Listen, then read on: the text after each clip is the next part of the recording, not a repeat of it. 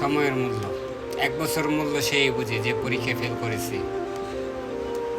1 মাসের মূল্য সেই বুঝে যে গত মাসের স্যালারি পায়নি। 1 সপ্তাহের মূল্য সেই বুঝে যে 1 সপ্তাহ হসপিটালে কাটিয়েছিল। 1 দিনের মূল্য সেই বুঝে যে সারাদিন অনাহারে ছিল। 1 ঘন্টার মূল্য সেই বুঝে যে কার জন্য অপেক্ষা করেছিল। 1 মিনিটের মূল্য সেই বুঝে যে 1 মিনিটের জন্য ট্রেন ধরতে পারেনি।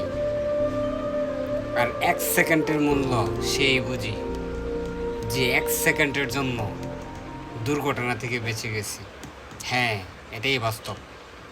সময়কে মূল্য দিতে শিখুন। সময়কে অপচয় করবেন না। সময়ের প্রচুর দাম, যেটা আপনি আর আমি বুঝতেছি না।